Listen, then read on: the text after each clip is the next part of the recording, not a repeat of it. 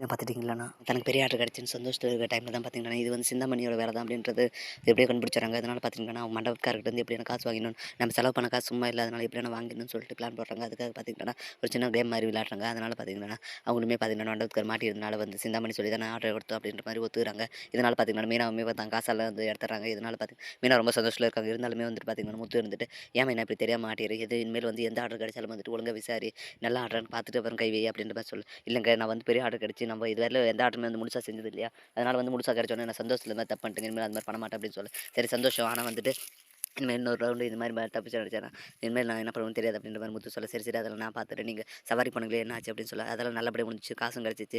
நான் எனக்கு கிடைச்ச காசை வந்து பரசு மாமா கிட்ட கொடுத்துட்டேன், மீதி பணத்தை வந்து அப்பா கொடுக்குறேன்னு சொல்லியிருக்காரு அப்படின்னு சொல்ல. சரி ரொம்ப சந்தோஷங்க, என்கிட்டயும் கொஞ்சம் இருக்குது அதையும் கொடுங்க, எவ்வளோ தேவையோ வந்து இப்போ தாம் தூம்னு செலவு பண்ணிட்டோம், ஆனால் வந்து கல்யாணம் நல்லபடியாக முடிஞ்சால் சரின்னு சொல்ல.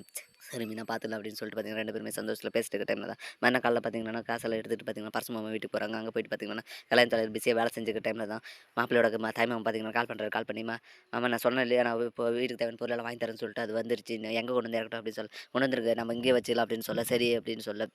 உடனே பார்த்தீங்கன்னா எல்லாருமே கிளம்பி போக அங்கே போக பார்த்தீங்கன்னா முத்து மீனாவும் ஏற்றிட்டு போகிறாங்க. முத்து மீனாவும் அங்கே இருக்கிறத பார்த்து மாமா பார்த்தீங்கன்னா எப்படியோ நைஸாக ஒழிச்சிடுறாரு. ஒழிஞ்சுன்னு பார்த்தீங்கன்னா இவங்க இங்கே வந்தாங்க, ஐயோ இப்போ போனால் நான் மாட்டி விட்டு என்ன பண்ணுறது, இந்த ரோஹினிக்கு ஹெல்ப் பண்ண போய் நம்ம வசமாக மாட்டிட்டோமே என்ன பண்ணலாம் அப்படின்னு சொல்லிட்டு யோசிச்சுட்டு டைமில் தான் பார்த்தீங்கன்னா ரோஹினி கால் பண்ணுறாங்க. கால் பண்ணி முத்து மீனா இங்கே இருக்காங்க, என்ன விஷயம் அப்படின்னு சொல்ல. நீங்கள் எங்கே இருக்கீங்க, ஏன் அவங்க இருக்கிற இடத்துக்கு போயிருக்கீங்க, அவங்களுக்கு இருந்து மறைஞ்சே இருங்க, அவங்க நீங்கள் மாட்டினீங்கன்னா அவ்வளோதான் என் கதை அதோட முடிஞ்சிடும் அப்படின்னு சொல்ல. சரி சரிம்மா நான் பார்த்துறேன், நான் உனக்கு ஹெல்ப் பண்ண போய் நான் கடைசியில் மாட்டிருந்தேன் அப்படின்னு சொல்ல. சரி அதெல்லாம் பார்த்துலாம், நீங்கள் எப்படியா அவங்க வெளில மட்டும் தப்பிக்க இருங்க அப்படின்னு சொல்லிட்டு பார்த்தீங்கன்னா ரோஹினி சொல்கிறாங்க. சரின்னு சொல்லிட்டு பார்த்தீங்கன்னா மாமா ஒளிஞ்சிருக்காரு. ஒளிஞ்சிருந்து பார்த்தீங்கன்னா கால் பண்ணி, மேம் நான் இன்னும் வரல, நான் கொஞ்சம் லேட் ஆகும், நீங்கள் வெயிட் பண்ணுங்க இல்லைனா கிளம்புங்க நான் வந்து பார்த்துக்கிறேன் அப்படின்னு சொல்ல. சரின்னு சொல்லிட்டு முத்துவும் பார்த்தீங்கன்னா எனக்கு சவாரி இருக்கு மாமா நான் கிளம்புறேன், அப்புறம் வந்து பார்க்குறேன் இன்னொரு நாளைக்கு அப்படின்னு சொல்லிட்டு பார்த்தீங்கன்னா அவர் கிளம்பிறாரு. ஆனால் மீனா பார்த்தீங்கன்னா வெயிட் பண்ணிட்டு தான் இருக்காரு.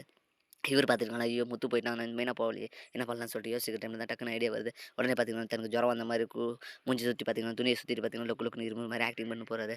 ஏன் வாங்க எப்படி இருக்கீங்க, நல்லா இருக்கீங்களா, என்னாச்சு அப்படின்னு சொல்லி கேட்க. இல்லை எனக்கு கொஞ்சம் ஜுரம் வந்துருச்சு அதனால தான் வந்துட்டு போத்திட்டு வந்திருக்கேன், வேறு ஒன்றும் இல்லை, ஹாஸ்பிட்டலுமே வந்துட்டு பார்த்தீங்கன்னா இன்ஃபெக்ஷன் பரவுன்னு சொல்லிட்டு கவர் பண்ண வேறு சொல்லியிருக்காங்க அப்படின்னு சொல்ல.